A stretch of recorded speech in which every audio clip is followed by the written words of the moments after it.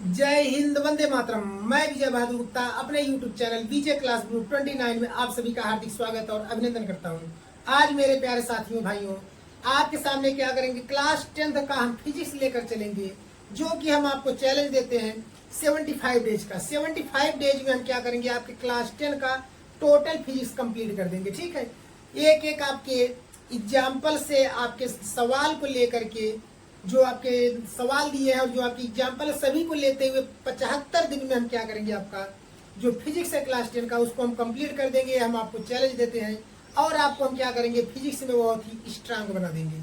ठीक है, तो आज का पहला दिन स्टार्ट करते हैं। आज का टॉपिक आपका है, फर्स्ट डे का टॉपिक है जो आपका प्रकाश है। क्या है आपका टॉपिक? प्रकाश है। तो प्रकाश के बारे में आप सब जानते हैं कि प्रकाश क्या है, लेकिन फिर भी हम आपको क्या करते हैं, प्रकाश के बारे में टॉपिक शुरू से स्टार्ट करेंगे, एकदम शुरू से। प्रकाश क्या है कि प्रकाश आपका एक प्रकार की ऊर्जा होती है। क्या होती है? एक प्रकार की ऊर्जा होती है जो हमें क्या करती है, वस्तुओं को दिखाती है। बात समझ गए? प्रकाश क्या है? प्रकाश एक प्रकार की ऊर्जा है जो हमें वस्तुओं को क्या करती है, दिखाती है।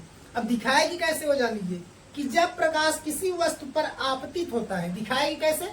जब प्रकाश किसी वस्तु पर आपतित होता है तो वह परावर्तन के पश्चात हमारी आंखों पे आता है। ठीक है, परावर्तन के पश्चात, उस वस्तु से परावर्तन के पश्चात हमारी आंखों पर आता है। आंखों पर आने से ही क्या होता है कि हमें वस्तु दिखाई देता है। तो प्रकाश आपका क्या हो जाएगा कि प्रकाश एक प्रकार की ऊर्जा है, एक प्रकार की ऊर्जा है जो वस्तुओं को दिखाती है, जो वस्तुएं दिखाती है। बात समझ गए? प्रकाश क्या है आपका? प्रकाश एक प्रकार की ऊर्जा है जो हमें क्या करती है, वस्तुओं को दिखाती है।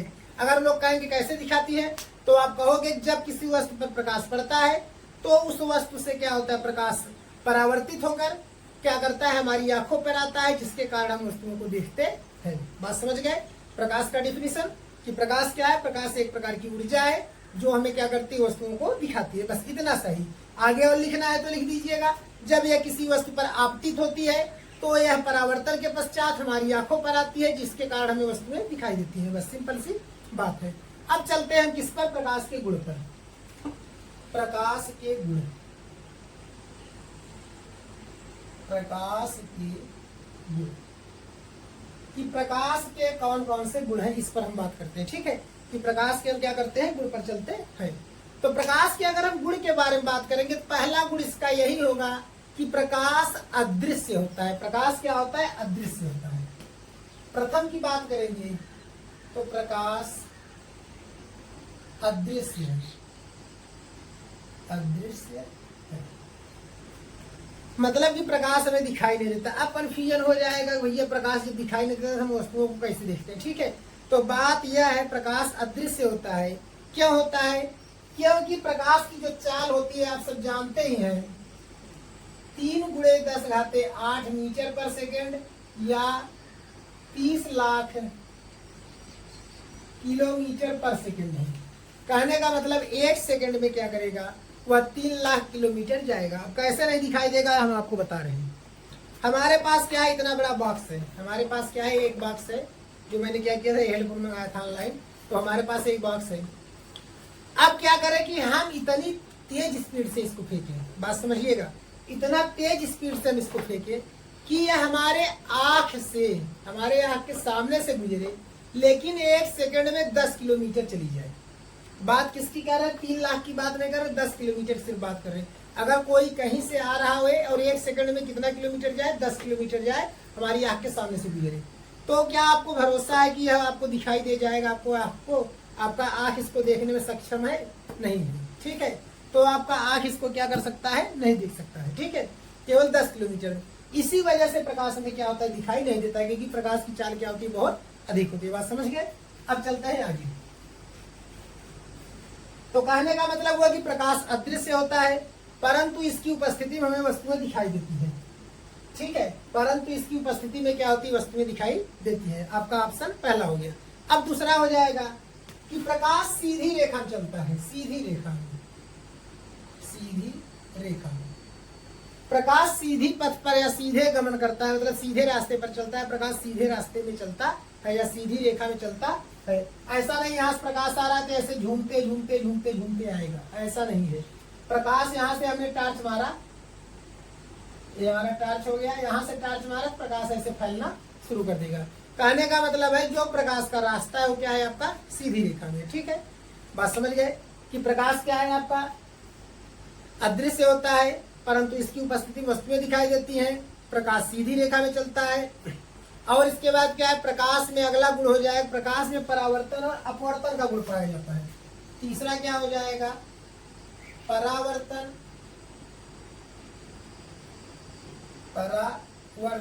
और अपवर्तन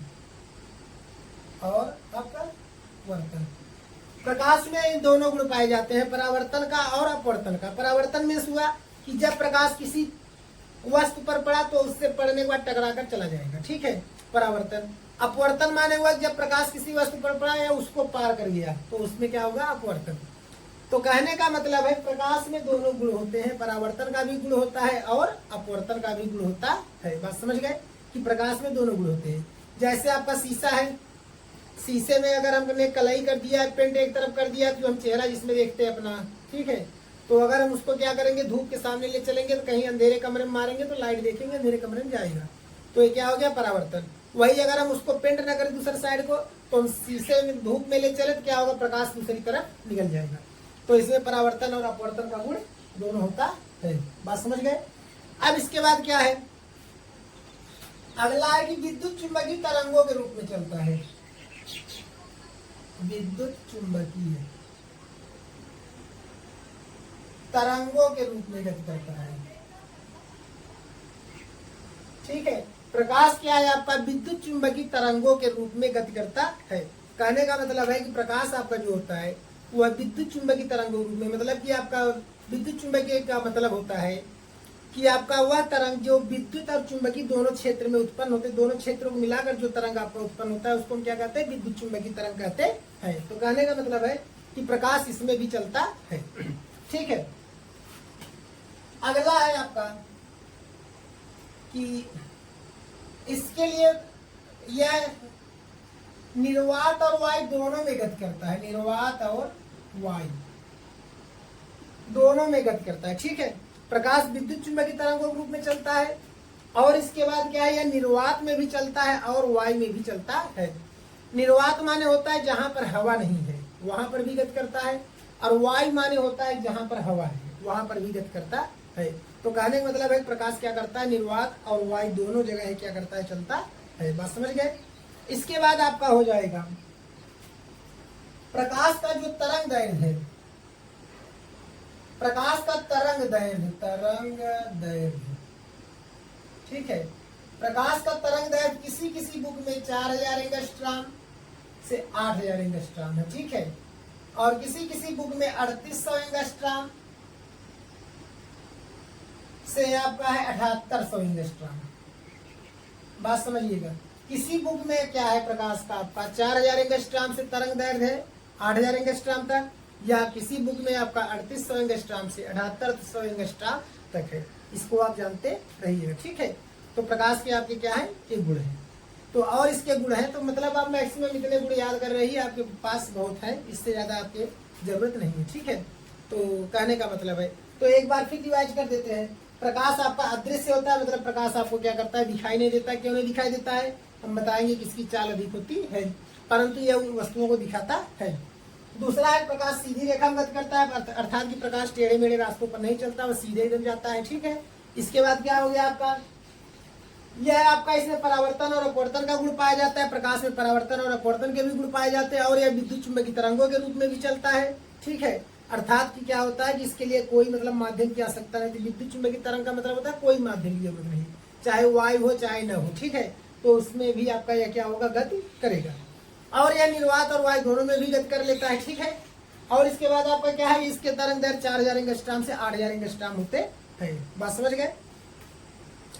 इतने आपके हो गए। एक और याद कर लीजिए, अगर करना है इसमें तो आपको लिखना ही है, तो भी आई 7वां नंबर, इसकी चाल लिख दीजिए।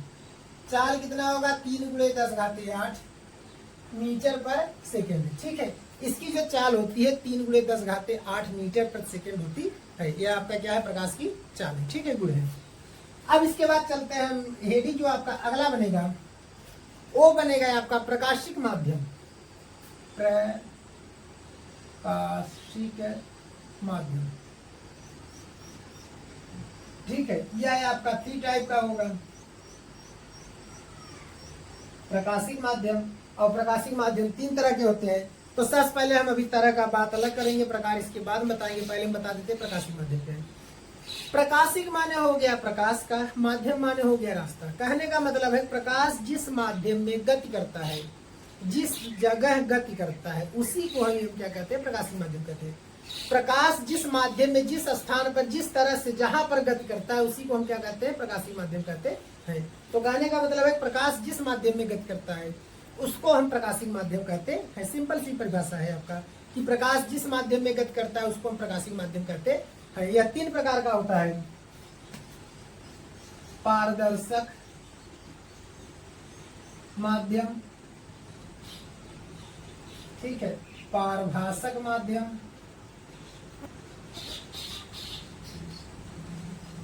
और इसके बाद होता है अपारदर्शक माध्यम।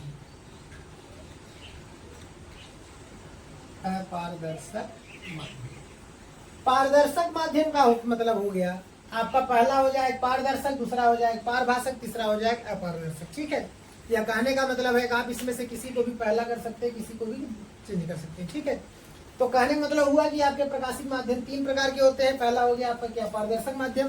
पारदर्शक माध्यम का मतलब हो गया कि प्रकाश का अधिकांश भाग जिस माध्यम से गुजरता है उसे हम क्या कहते हैं, पारदर्शक माध्यम कहते हैं। ठीक है, प्रकाश का अधिकांश भाग जिस माध्यम से होकर गुजर जाता है, मतलब कि जहां से होकर प्रकाश पूरी तरह से लगभग गुजर जाती है, उसे हम पारदर्शक माध्यम कहते हैं। जैसे आपका एग्जाम्पल हो जाएगा वायु और कांच। ठीक है, इधर आइए, वायु और कांच। तो कहने का मतलब इसका एग्जाम्पल आपका हो जाएगा पारदर्शक माध्यम, मतलब प्रकाश का अधिकांश भाग जिस माध्यम में से गुजरता है उसे हम पारदर्शक माध्यम कहते हैं। जैसे आपका हो गया वायु और कांच हो गया। पारभाषक माध्यम का मतलब हो जाएगा प्रकाश जिस माध्यम से, प्रकाश का अधिकांश भाग जिस माध्यम से नहीं गुजर पाता है, ठीक है, उसे हम क्या कहते हैं, पारभाषक माध्यम कहते हैं। तो पारभाषक माध्यम में जैसे हो जाएगा गंदा जल, ठीक है, घिसा हुआ कांच,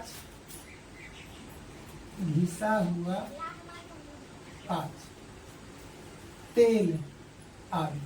तो कहने का मतलब है प्रकाश का अधिकांश भाग जिसमें से नहीं गुजर पाता है, मतलब कि थोड़ा आंशिक भाग गुजरता है, उसे हम क्या कहते हैं, पारभाषक माध्यम कहते हैं। मतलब कि वह माध्यम जिसमें प्रकाश का आंशिक भाग गुजरता है उसे हम पारभाषक माध्यम कहते हैं। कि प्रकाश का जिसमें से आंशिक भाग गुजरता है उसे हम क्या कहते हैं, पारभाषक माध्यम कहते हैं। बात समझ गए। प्रकाश का आंशिक भाग केवल थोड़ा भाग, और प्रकाश का अधिकांश भाग जब गुजरेगा तो उसे हम क्या कहेंगे, पारदर्शक माध्यम कहेंगे। प्रकाश का अधिकांश भाग गुजरा, पारदर्शक माध्यम। प्रकाश का थोड़ा सा भाग गुजरा, आंशिक भाग गुजरा, पारभाषक माध्यम। और प्रकाश का कोई भी भाग नहीं गुजर पाया, उसको कहते हैं अपारदर्शक माध्यम। जैसे हो गया आपका लकड़ी, लोहा, मिट्टी, ठीक है, ये चीजें, लकड़ी, लोहा, मिट्टी, इन सब चीजों में क्या होता है, आपका प्रकाश का कोई भी भाग नहीं गुजर पाता है, तो इसलिए क्या होता है, ये अपारदर्शक माध्यम होता है। बात समझ गए। तो आपका प्रकाश क्या होता है कि प्रकाश आपका एक प्रकार की ऊर्जा होती है जिसकी सहायता से हम क्या करते हैं, वस्तुओं को देखते हैं। आपका प्रकाश कहते हैं। प्रकाश के गुण में क्या होगा, प्रकाश का आपका पहला गुण होता है, प्रकाश क्या करता है, अदृश्य होता है, हमें वस्तु दिखाई देता है। दूसरा गुण होता है कि आपका, इसका दूसरा गुण हो गया कि सीधी रेखा में चलता है। और तीसरा गुण है आपका क्या, इसमें आपका परावर्तन और अपवर्तन का गुण पाया जाता है। ये विद्युत चुंबकीय तरंगों के रूप में चलता है, निर्वात और वायु दोनों में गति कर सकता है। इसकी तरंग दैर्घ्य 4000 एंगस्ट्रॉम से 8000 एंगस्ट्रॉम होती है। और इसके बाद क्या है कि इसका जो वेग होता है 3×10⁸ होता है। ठीक है, ये हो गया आपका। अब इसके बाद आता है प्रकाशिक माध्यम। प्रकाशिक माध्यम का मतलब होता है प्रकाश जिस माध्यम में गति करता है उसे हम क्या कहते हैं, प्रकाशिक माध्यम कहते हैं। यह 3 प्रकार का होता है आपका। क्या होता है, पारदर्शक माध्यम, पारभाषक माध्यम और अपारदर्शक माध्यम। पारदर्शक माध्यम का मतलब होता है प्रकाश का वह माध्यम जिसमें अधिकांश भाग उसका गुजर जाता है, उसे हम कहते हैं पारदर्शक माध्यम। पारभाषक माध्यम का मतलब होगा प्रकाश का वह माध्यम जिसमें उसका आंशिक भाग गुजर पाता है, उसे हम क्या कहते हैं, पारभाषक माध्यम कहते हैं। अपारदर्शक माध्यम का मतलब होगा प्रकाश का वह माध्यम जिसमें उसका कोई भी भाग नहीं गुजर पाता, उसे हम अपारदर्शक माध्यम कहते हैं। परिभाषा अपने मन से बनाकर लिखना है। तो हमारा चैलेंज है कि हम 75 दिन में आपको क्या करेंगे, क्लास 10 का फिजिक्स हम कंप्लीट करेंगे। हम आपका क्या है, प्रकाश का परावर्तन किसे कहते हैं। प्रकाश का परावर्तन जान लीजिए क्या होता है कि जब प्रकाश की किरण किसी चमकदार या कह लीजिए चिकना कह लीजिए, जब प्रकाश की किरण किसी चिकने और पालिशदार तल पे टकराता है या गिरता है। जैसे आपका यह है, आपका पालिशदार तल हो गया और ऊपर वाला क्या है, चिकना है, ठीक है। तो कहेंगे क्या कि जब प्रकाश की किरण किसी चिकने और पालिशदार तल पर टकराता है या गिरता है तो उसका अधिकांश भाग उसी माध्यम में वापस लौट जाता है। बात समझ गए। जब प्रकाश क्या होगा, किसी चिकने और पालिशदार तल पे गिरेगा तो उसका अधिकांश भाग क्या होगा, उसी माध्यम में वापस लौट जाता है। प्रकाश का उसी माध्यम में लौटने की घटना को हम क्या कहते हैं, प्रकाश का परावर्तन कहते हैं। मतलब कि प्रकाश जिस माध्यम से आया उसी माध्यम में लौट गया, प्रकाश के लौटने की इसी घटना को हम क्या कहते हैं, प्रकाश का परावर्तन कहते हैं। बात समझ गए। कहेंगे क्या कि जब प्रकाश की किरण किसी चिकने और पालिशदार तल पर गिरता है तो उसका अधिकांश भाग उसी माध्यम में वापस लौट जाता है। तो प्रकाश के उसी माध्यम में लौटने की घटना को ही हम क्या कहते हैं, प्रकाश का परावर्तन कहते हैं। बात समझ गए। ये हो गया आपके प्रकाश का परावर्तन का। अब चलते हैं परावर्तन से संबंधित कुछ महत्वपूर्ण परिभाषाएं। तो पहला परिभाषा आपका होगा, पहला आपका जो बनेगा, तो यहाँ पहले हेडिंग लिख देते हैं, परावर्तन से संबंधित महत्वपूर्ण परिभाषाएं। ठीक है। तो इसमें पहला आपका परिभाषा होगा परावर्तक पृष्ठ। क्या होगा पहला, परावर्तक पृष्ठ होगा, परावर्तक पृष्ठ।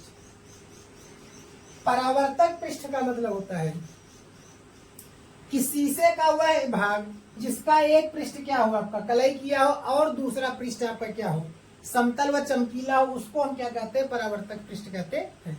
मतलब कि वह पृष्ठ जिसका एक भाग क्या हो, चिकना हो और दूसरा भाग क्या हो, कलई किया हो, तो उसको हम क्या कहते हैं, परावर्तक पृष्ठ कहते हैं। इसको हम यम डैश से प्रदर्शित करते हैं। बात समझ गए कि मतलब कि वह भाग जिसका एक पृष्ठ क्या हो, चिकना हो और दूसरा भाग क्या हो, आपका कलई किया हो, पेंट किया हो, तो उसके पृष्ठ को हम क्या कहते हैं, परावर्तक पृष्ठ कहते हैं। ठीक है। अब इसके बाद आएगा दूसरा आपका आपतित किरण। क्या आएगा, आपतित किरण। आपतित किरण। आपतित किरण का मतलब है, आपतित माने आने वाली।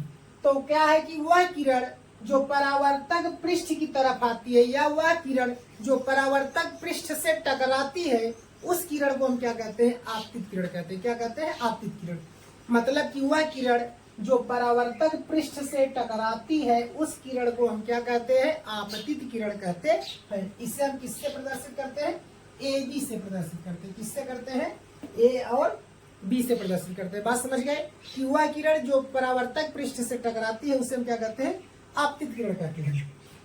इसके बाद आएगा परावर्तित किरण। परावर्तित किरण। परावर्तित किरण, ठीक है। परावर्तित किरण माने यह किरण। परावर्तित किरण क्या होगा, परावर्तक पृष्ठ से टकराने के बाद जो किरण वापस लौटती है उसे हम क्या कहते हैं, परावर्तित किरण कहते हैं। कहने का मतलब है परावर्तक पृष्ठ से जब ये टकराई तो इससे टकराने के बाद जो किरण जाती है उसे हम क्या कहते हैं, परावर्तित किरण कहते हैं। बात समझ गए। परावर्तक पृष्ठ से टकराने के बाद जो किरण वापस लौटती है उसे हम क्या कहते हैं, परावर्तित किरण कहते हैं। इसे हम किससे प्रदर्शित करते हैं, बीसी से प्रदर्शित करते हैं। ठीक है। अब इसके बाद चलेंगे आपतन बिंदु की तरफ। आपतन बिंदु। आपतन बिंदु मतलब यह है, तो आपतन मतलब होगा आने वाला, बिंदु माने बिंदु।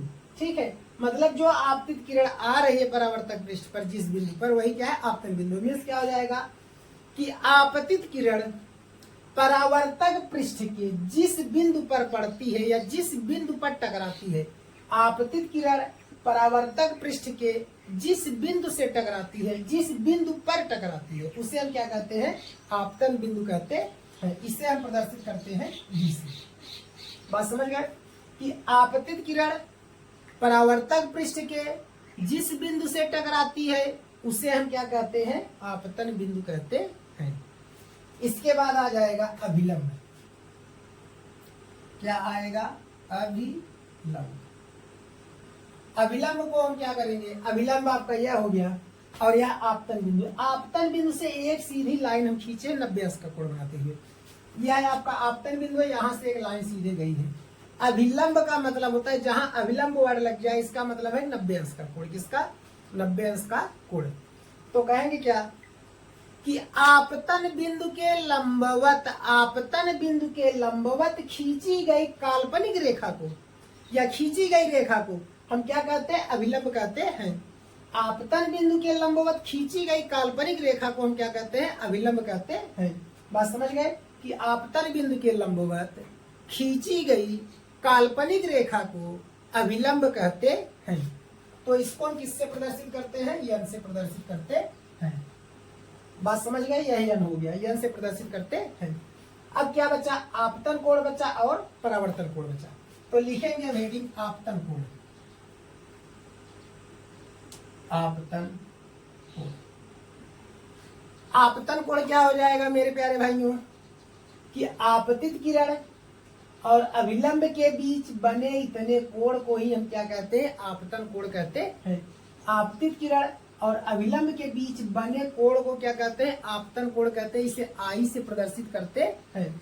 तो लिखेंगे क्या, कोण ए बी एन इक्वल आई।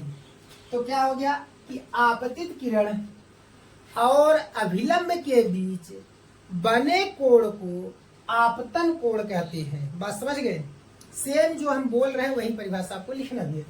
अब इसके बाद आएगा परावर्तन कोण।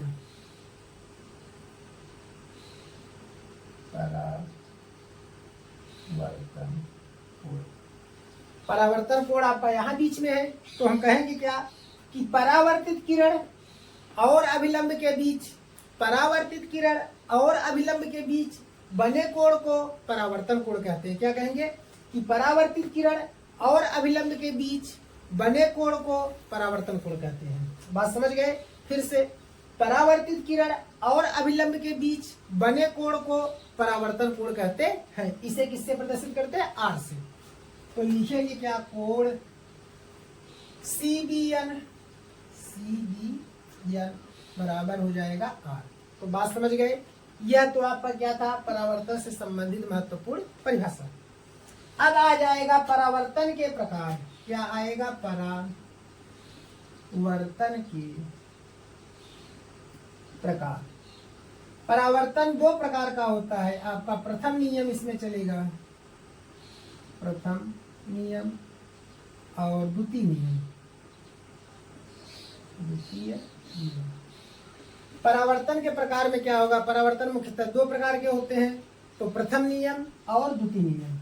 तो प्रथम नियम क्या कहेगा कि आपतित किरण, जैसे जैसे बोल रहे सेम वैसे ही लिखना है। आपतित किरण कामा आपतन बिंदु कामा अभिलंब, आपतित किरण कामा परावर्तित किरण कामा आपतन बिंदु पर खींचा गया अभिलंब सभी एक ही तल पर होते हैं। या लिख दे रहे हैं, आपतित किरण कामा परावर्तित किरण, परावर्तित किरण कामा आपतन बिंदु, आपतन बिंदु पर खींचा गया अभिलंब, खींचा गया अभिलंब। ठीक है, आपतन बिंदु पर खींचा गया अभिलंब एक ही तल पर होते हैं, एक ही तल पर होते हैं। बात समझ गए। कहेंगे क्या, सिंपल सी परिभाषा है कि आपतित किरण कामा परावर्तित किरण और आपतन बिंदु पर खींचा गया अभिलंब सभी क्या होते हैं, एक ही तल पर होते हैं या एक ही बिंदु पर होते हैं। ठीक है, तल या बिंदु दोनों मतलब एक ही समझ लीजिए, तल यहाँ कर दीजिएगा, बिंदु भी एक ही मतलब है, ठीक है, होते हैं। द्वितीय नियम कहेगा आपतन कोण सदैव परावर्तन कोण के क्या होता है, बराबर होता है। इसके बाद क्या कहेगा कि आपतन कोण आई सदैव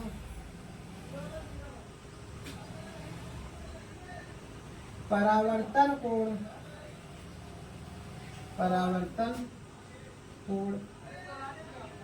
आर के बराबर होता है, अर्थात कोण आई इक्वल कोण आर। बात समझ गए कि आपतन कोण क्या होता है, सदैव परावर्तन कोण के बराबर होता है, अर्थात कोण आई इक्वल कोण आर। बात समझ गए मेरे प्यारे भाइयों। तो चलते हैं आज आपके अगले टॉपिक की तरफ, जिसका जो टॉपिक है आपका गोलीय दर्पण। तो गोलीय दर्पण क्या होता है, नाम ही है क्या, गोलीय दर्पण। नाम ही क्या है उसका, गोलीय दर्पण। गोलीय दर्पण का मतलब हो जाएगा कि ऐसा दर्पण जिसका परावर्तक पृष्ठ क्या होता है, गोलीय होता है। हमने आपको बताया था परावर्तन, जिसका परावर्तक पृष्ठ क्या होता है, गोलीय होता है, ठीक है। मतलब कि जिसमें हम क्या करें, प्रकाश आए और उससे टकराकर चले जाए जिस पृष्ठ से, उसे हम क्या कहेंगे, आपका वह पृष्ठ क्या गोलीय, तो उसे हम क्या कहेंगे, गोलीय दर्पण कहेंगे। कहेंगे क्या कि वह दर्पण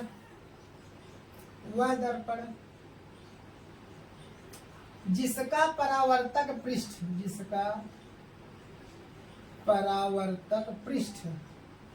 गोलीय होता है, क्या होता है, गोलीय होता है, गोलीय दर्पण कहलाता है, गोलीय दर्पण कहलाता है। मतलब कि वह दर्पण जिसका परावर्तक पृष्ठ क्या होता है, गोलीय होता है, गोलीय दर्पण कहलाता है। बात समझ गए। यह आपका दो प्रकार का होता है। यह कितना होता है, दो प्रकार का होता है। एक आता है आपका अवतल दर्पण और दूसरा उत्तल दर्पण, ठीक है। दूसरा क्या होगा, उत्तल दर्पण। अवतल दर्पण क्या होता है कि वह गोलीय दर्पण जिसका परावर्तक पृष्ठ दबे हुए तल से होता है, ठीक है, या धंसे हुए तल से होता है, उसे हम कहते हैं अवतल दर्पण। बात समझ गए कि वह गोलीय दर्पण जिसका परावर्तक पृष्ठ धंसे हुए या दबे हुए तल से होता है, उसे हम कहते हैं आपका अवतल दर्पण। अवतल दर्पण का यह आपका क्या हो जाएगा, चित्र हो जाएगा, ठीक है। इसका परावर्तक पृष्ठ क्या है, यह है परावर्तक पृष्ठ, ठीक है। यह परावर्तक पृष्ठ है अंदर की तरफ, बाहर हमने ऐसे कर दिया, इसका मतलब पेंट किया गया है, ठीक है। मतलब जिसका परावर्तक पृष्ठ क्या होगा, अंदर की तरफ होगा या दबा हुआ होगा, उसे हम क्या कहेंगे, अवतल दर्पण कहेंगे। बात समझ गए।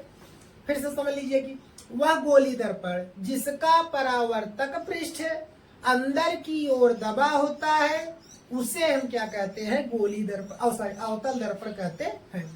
अब अगला होगा उत्तल दर्पण। उत्तल दर्पण में क्या हो जाएगा आपका, यह हो गया इसका परावर्तक पृष्ठ।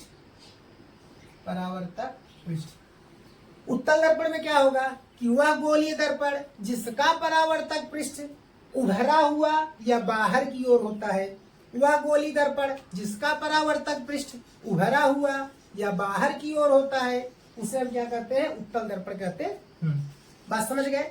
उत्तल दर्पण परिभाषा क्या हो जाएगा, फिर से समझ लीजिए कि वह गोलीय दर्पण जिसका परावर्तक पृष्ठ, परावर्तक माने चमकीला भाग, जिसका परावर्तक पृष्ठ बाहर की ओर या उभरा हुआ हो, क्या हो, उभरा हुआ हो, उसे हम क्या कहते हैं, उत्तल दर्पण कहते हैं। बात समझ गए। अब इसके बाद हम चलते हैं गोलीय दर्पण से संबंधित कुछ महत्वपूर्ण परिभाषाओं की तरफ, ठीक है। तो लिखेंगे क्या, गोलीय दर्पण से संबंधित कुछ महत्वपूर्ण परिभाषा। गोलीय दर्पण से संबंधित कुछ महत्वपूर्ण परिभाषा। बात समझ गए।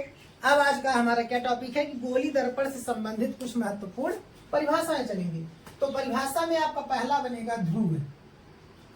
क्या होगा, ध्रुव, जिसको डिनोट किससे करेंगे, पी से। बात समझ गए? ध्रुव।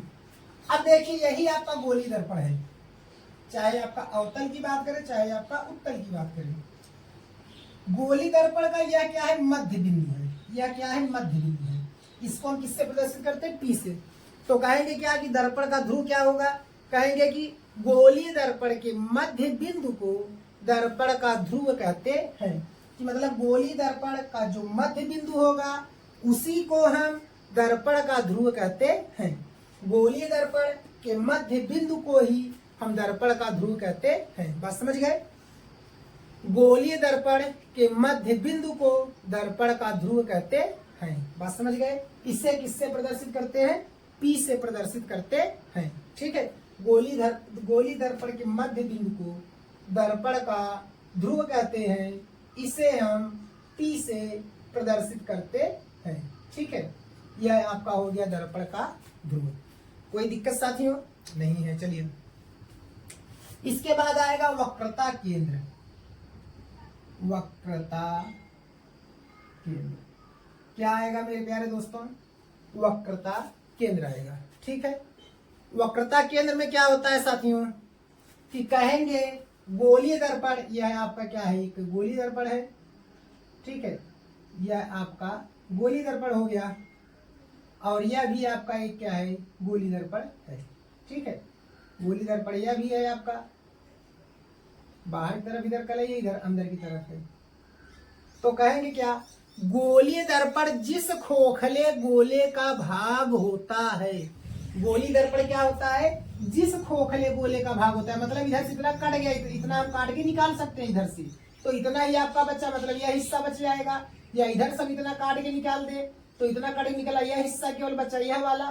तो कहेंगे क्या कि गोलीय दर्पण जिस खोखले गोले का भाग होता है। बात समझ गए? गोलीय दर्पण क्या होता है? जिस खोखले गोले का भाग होता है, उस गोले के केंद्र को हम क्या कहते हैं मेरे प्यारे भाइयों? वक्रता केंद्र कहते हैं। क्या कहते हैं? वक्रता केंद्र कहते हैं। गोलीय दर्पण जिस खोखले गोले का भाग होता है, उस गोले के केंद्र को वक्रता केंद्र कहते हैं। बात समझ गए? बात समझ में नहीं आया? हमने क्या कहा कि गोलीय दर्पण जिस खोखले गोले का भाग होता है, उस गोले के केंद्र को वक्रता केंद्र कहते हैं। समझ में आया एकदम? तो इसे हम किससे प्रदर्शित करते हैं? सी से प्रदर्शित करते हैं। किससे प्रदर्शित करते हैं? सी से प्रदर्शित करते हैं। तीसरा हो जाएगा आपका वक्रता त्रिज्या। क्या हो जाएगा मेरे प्यारे साथियों? वक्रता त्रिज्या। ओके, अब क्या होगा? वक्रता त्रिज्या की परिभाषा हम बोल रहे हैं, यही परिभाषा आप यही लिख सकते हैं या बुक उठाकर अपने अकॉर्डिंग ही बना सकते हैं, बस आप समझते रहिए। तो अगला क्या आएगा मेरे प्यारे साथियों? वक्रता त्रिज्या। क्या आएगा? वक्रता त्रिज्या। ठीक है, साथियों का मतलब यह नहीं है, क्योंकि जब आप समकक्ष हो जाते हैं तो उसको क्या कहते हैं? साथी कहेंगे। ठीक है, तो क्या हो जाएगा? वक्रता त्रिज्या। वक्रता त्रिज्या भी क्या कहेंगे कि गोलीय दर्पण, गोलीय दर्पण जिस खोखले गोले का भाग होता है।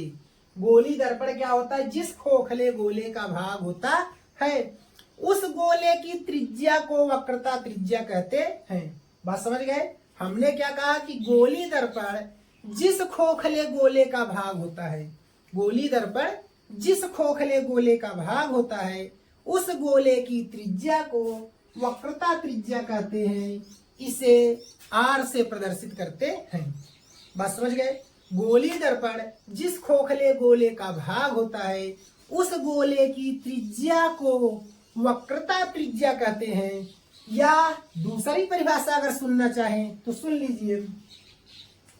गोलीय दर्पण के ध्रुव से, गोलीय दर्पण के ध्रुव से वक्रता केंद्र को मिलाने वाली रेखा, गोलीय दर्पण के ध्रुव से वक्रता केंद्र को मिलाने वाली रेखा, या गोलीय दर्पण के ध्रुव से वक्रता केंद्र तक की दूरी को, वक्रता केंद्र के तक की दूरी को हम क्या कहते हैं? वक्रता त्रिज्या कहते हैं। अरे भाई, त्रिज्या आपने पढ़ा है ना? त्रिज्या जानते हैं?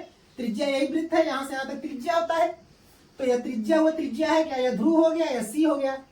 तो कहेंगे क्या कि गोलीय दर्पण के ध्रुव से वक्रता केंद्र तक की दूरी को हम क्या कहेंगे? वक्रता त्रिज्या कहेंगे। बात क्लियर? गोली दर्पण के ध्रुव से वक्रता केंद्र तक की दूरी को क्या कहेंगे? वक्रता त्रिज्या कहेंगे। बस सीधी बात। ओके, अब इसके बाद अगला चलते हैं हेडिंग हम अभिलंब। क्या चलते हैं? अभिलंब। ठीक है, अभिलंब, अभिलंब। ठीक है, इसको हम प्रदर्शित करेंगे यन से। किससे प्रदर्शित करेंगे? यन से। तो कहेंगे क्या? क्या कहेंगे? कि वक्रता केंद्र से, वक्रता केंद्र से गोली दर्पण को मिलाने वाली रेखा, गोली दर्पण को मिलाने वाली रेखा क्या कहलाती है? अभिलंब कहलाती है।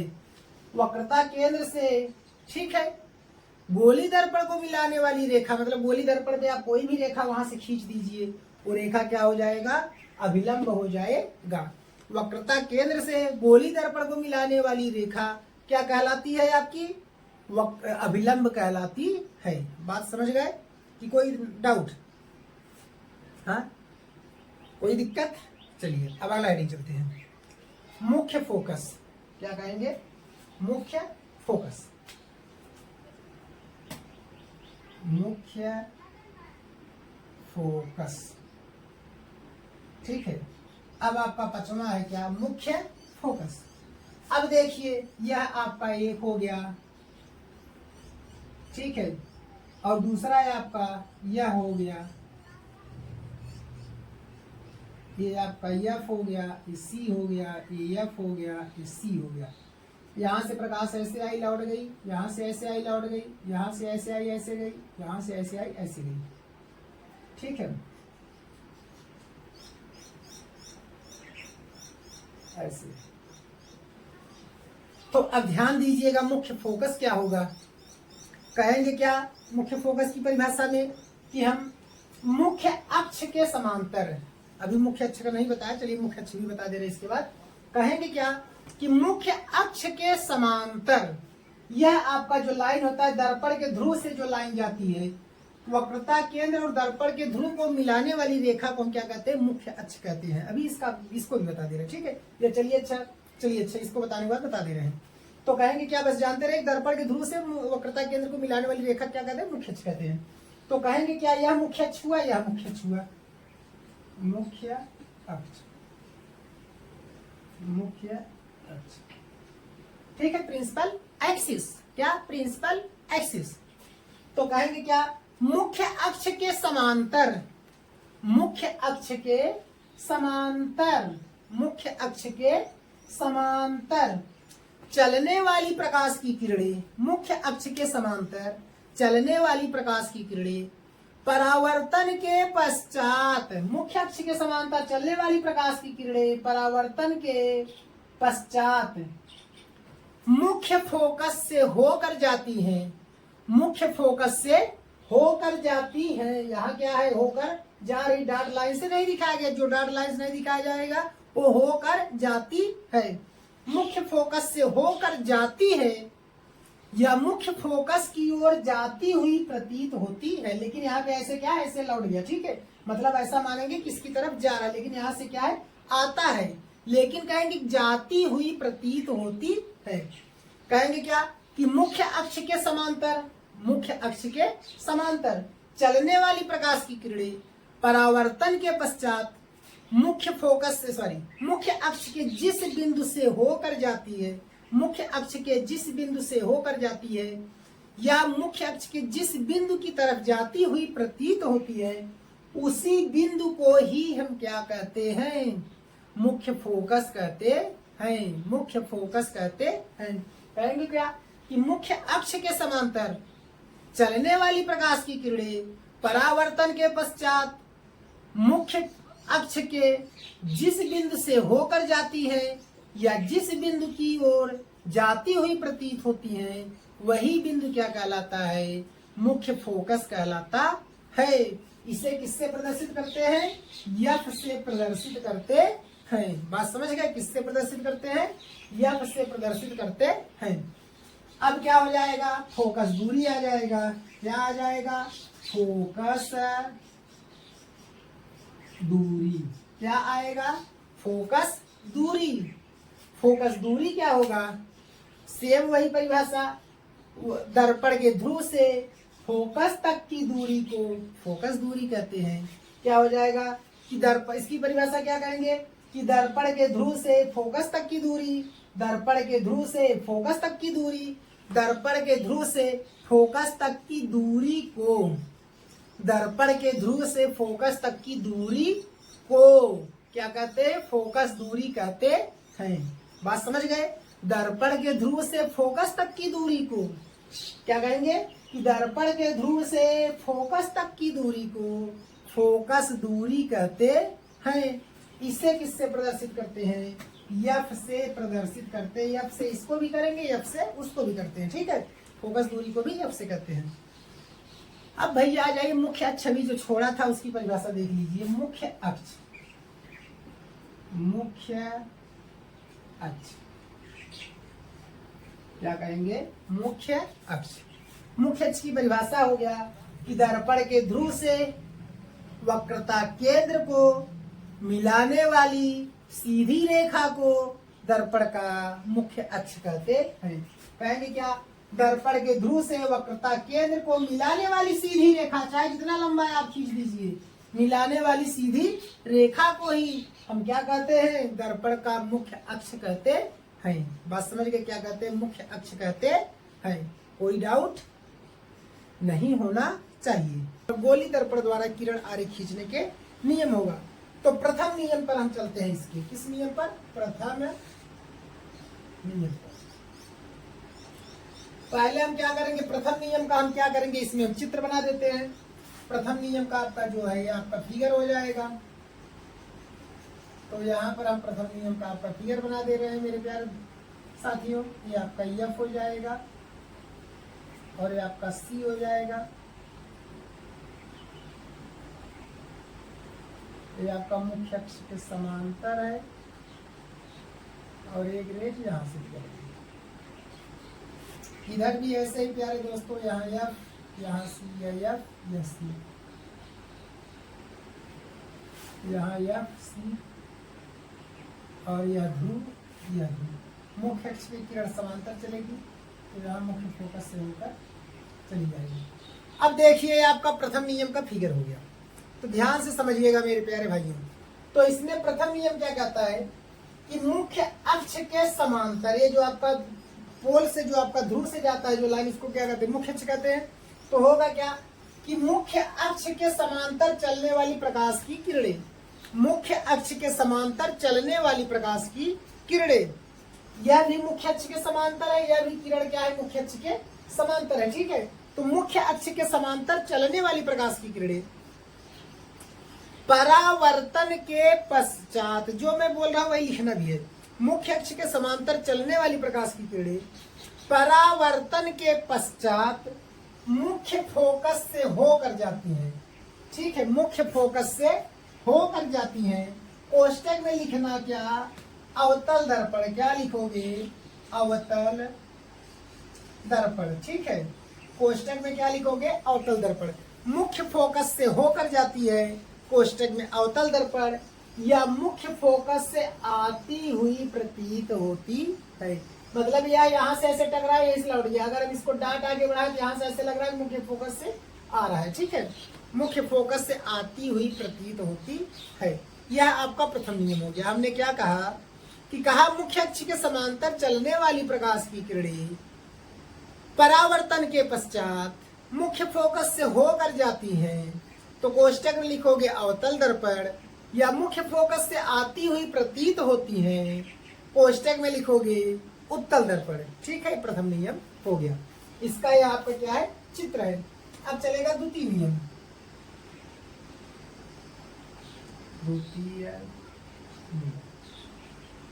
द्वितीय नियम का चित्र बना देते हैं प्यारे भाइयों।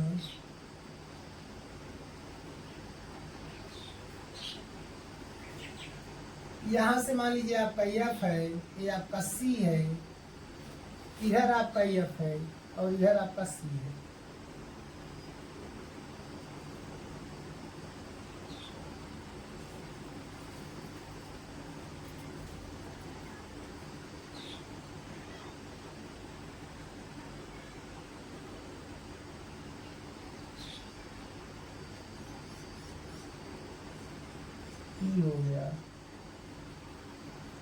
यह भी P हो गया। ठीक है, अब देखिए द्वितीय नियम का एक फिगर हो गया आपका। द्वितीय नियम क्या कहता है आपका कि मुख्य फोकस की ओर, ये आपका क्या है, मुख्य फोकस है दोनों, मुख्य फोकस से होकर जाने वाली, मुख्य फोकस से होकर जाने वाली प्रकाश की किरण। बात समझ गए? यहाँ क्या है कि मुख्य फोकस से होकर जा रही, तो कहेंगे क्या कि जब कोई प्रकाश की किरण, क्या कहेंगे कि जब कोई प्रकाश की किरण मुख्य फोकस से होकर जाती है, तो कोष्टक में लिखेंगे अवतल दर्पण। जब कोई प्रकाश की किरण मुख्य फोकस से होकर जाती है या मुख्य फोकस की ओर जाती हुई प्रतीत होती है या मुख्य फोकस की ओर आती हुई प्रतीत होती है, ठीक है, तो मुख्य फोकस की ओर आती हुई प्रतीत होती है, तो कोष्टक में लिखेंगे उत्तल दर्पण। क्या लिखेंगे? उत्तल दर्पण। तो परावर्तन के पश्चात ये क्या हो जाती है, मुख्य अक्ष के समांतर हो जाती है। बात समझ गए? हमने क्या कहा कि जब कोई प्रकाश की किरण मुख्य फोकस से होकर जाती है, कोष्टक में अवतल दर्पण, या मुख्य फोकस की ओर आती हुई प्रतीत होती है, कोष्टक में उत्तल दर्पण, तो परावर्तन के पश्चात मुख्य अक्ष के समांतर हो जाती है। ये आपका हो गया दूसरा नियम। अब तृतीय नियम चलते हैं।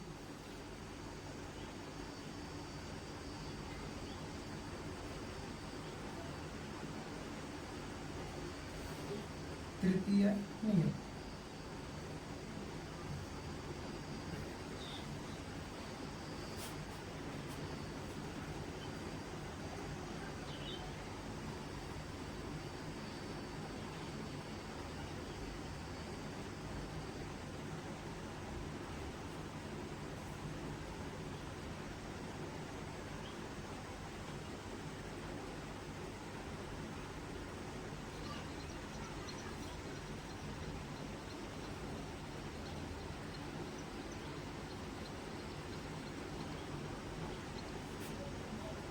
ये आपका तृतीय नियम का फिगर हो गया। अब तृतीय नियम में क्या करिए, किरण कहां से जा रहा है, सी से। सी माने वक्रता केंद्र से होकर जा रहा है, तो हम कहेंगे क्या तृतीय नियम में कि यदि कोई प्रकाश की किरण, क्या कहेंगे कि यदि कोई प्रकाश की किरण वक्रता केंद्र से होकर जाती है, यदि कोई प्रकाश की किरण वक्रता केंद्र से होकर जाती है, यदि कोई प्रकाश की किरण वक्रता केंद्र से होकर जाती है, कोष्टक में अवतल दर्पण, या वक्रता केंद्र की ओर आती हुई प्रतीत होती है, या वक्रता केंद्र की ओर आती हुई प्रतीत होती है, कोष्टक में लिखेंगे उत्तल दर्पण, तो परावर्तन के पश्चात क्या कहेंगे कि परावर्तन के पश्चात अभिलंबवत अपने मार्ग पर वापस लौट जाती, या कहेंगे परावर्तन के पश्चात पुनः अपने मार्ग पर वापस लौट जाती है। इसीलिए देखिए यहाँ से तीर बना है, इधर भी हमने क्या किया, तीर बना दिया।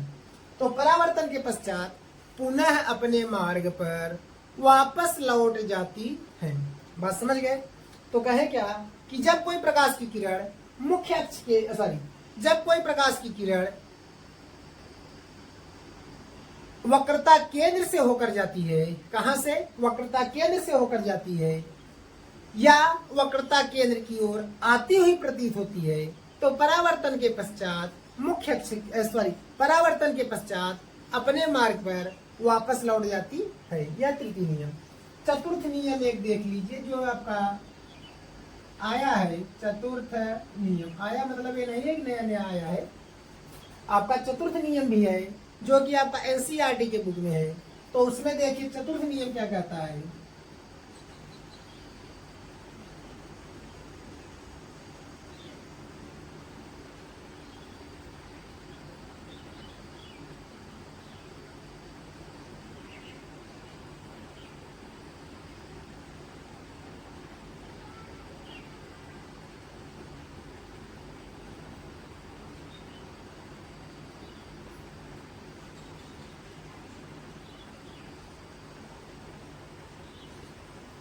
यह आपका चतुर्थ नियम का फिगर हो गए। तो इसमें क्या कहेंगे कि किरण कहां से जा रहा है, दर्पण के ध्रुव से। तो कहेंगे क्या कि जब कोई प्रकाश की किरण या जब कोई किरण क्या होता है, तिरछे दर्पण के ध्रुव पर पड़ता है। जब कोई प्रकाश की किरण, हमने क्या कहा कि जब कोई प्रकाश की किरण तिरछे दर्पण के ध्रुव पर पड़ता है तो परावर्तन के पश्चात उतने ही कोण पर दूसरी दिशा में वापस लौट जाता है। तो कहेंगे क्या, परावर्तन के पश्चात उतने ही कोण पर दूसरी दिशा में वापस लौट जाता है। बात समझ गए। तो हमने कहा कि जब कोई प्रकाश की किरण दर्पण के ध्रुव पर तिरछे आपतित होता है तो परावर्तन के पश्चात उतने ही कोण पर दूसरी दिशा में चली जाती है। ठीक है। तो इस तरह से अगर मेरे प्यारे भाइयों, अगर आपको मेरा वीडियो अच्छा लगा तो हमारे चैनल को सब्सक्राइब, वीडियो को लाइक शेयर कमेंट जरूर करें। ओके, जय हिंद।